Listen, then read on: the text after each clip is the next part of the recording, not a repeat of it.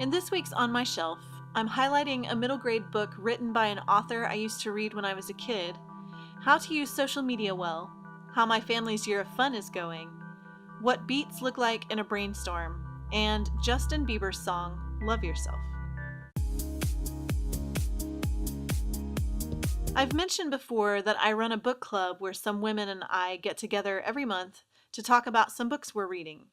We have one book we take turns picking each month, and then we discuss any other books we've read that we'd recommend to each other, which means our book lists are miles long.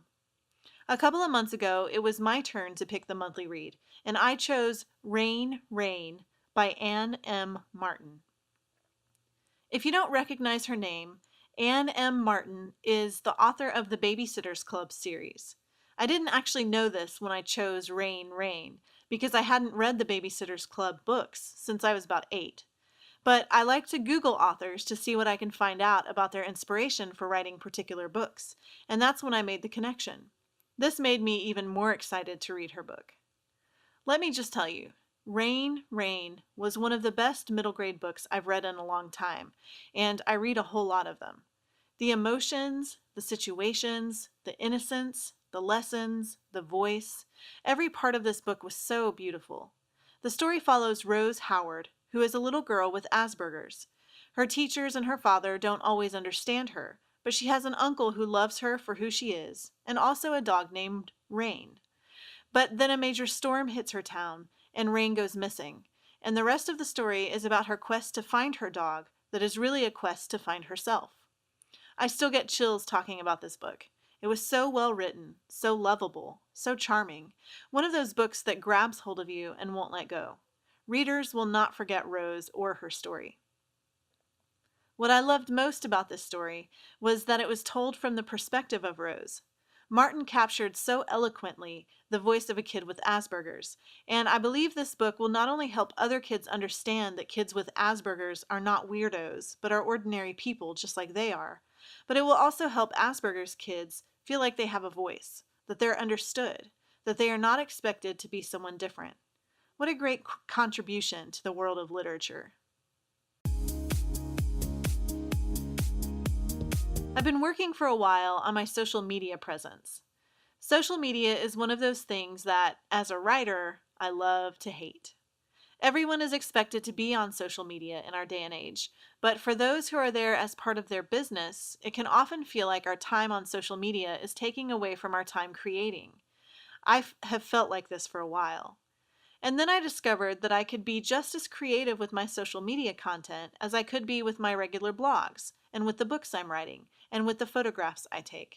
I had an opportunity to bring a little laughter, or a little love, or a little courage to someone else's life in the content I post. So I put together a social media schedule where I post at least 3 times a day, except on weekends. And I create all the content one day a week, and then schedule it out using a service called CoSchedule that I cannot say enough about. I would never be as organized in this social media content if I did not have this service. I'd highly recommend it to those who feel like they can't be hanging around all day on social media. I show up a couple times a day for 10 or so minutes at a time, so I can respond to people who have asked questions or commented or sent me a message, and the rest of my working time I leave for working. It helps me use my time in the most efficient way, which is really important when you're the parent of 6 kids. This has helped me immensely in maintaining my creating time and also maintaining a web presence. Next week, I'll share a little more about my social media content schedule and what sorts of things I like to share that has been getting me about 300% more engagement with people. But for now, check out CoSchedule. It's a great resource for anyone to have who needs to use social media on a regular basis, other than just for personal use. At the beginning of this year, I mentioned that we chose the word fun to encompass my family's year. So how's it going so far, Rachel? It's been great. Not only have we been playing more as a family, laughing more around our table when we play funny games, racing each other down the street to the post office, visiting fun places around our city, which is really cool, by the way. We have been playing more in our individual lives. I've picked up photography and have been viewing the world in a whole new way, which feels like play to me. The 9-year-old has begun helping his daddy with some video clients, and that feels like play to him. My husband and I spent a day at the local art museum, finding inspiration in new and old art, which felt like play to us, especially since I purposely tripped him a few times, which is something we used to do back before we were married, and we're trying to impress each other with our mad tripping skills. There are always moments to play. We just have to find them.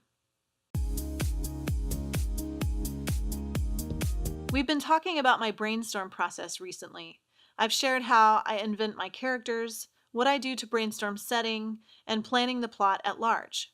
There's still one more step I do.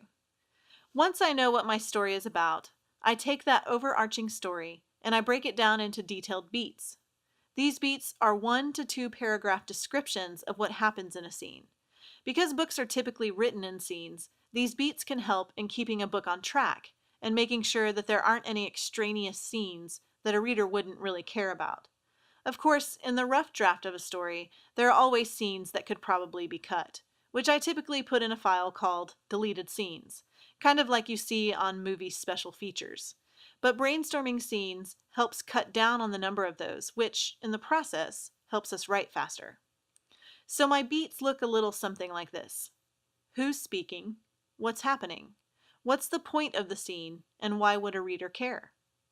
That's about it. This may seem like it's a little too heavy-handed on a story, but there's so much room to explore what could happen within that short summary. I don't know what characters are saying. I don't know what sorts of traits they're showing, at least not yet. Like the overall story summary, these summaries of scenes are just frameworks. They don't have all the details, so I still have the freedom to create within that, and I usually do. Sometimes a scene will disappear. Sometimes, as I'm writing the rough draft, another scene pops up and says it must be written. So what makes a difference in brainstorming is not staying married to your original ideas.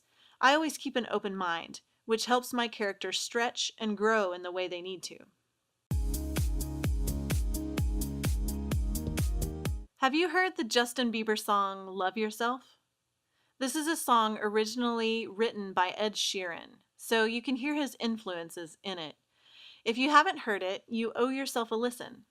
And especially if you haven't watched the music video, you owe yourself 5 minutes to watch it. This video is so interesting.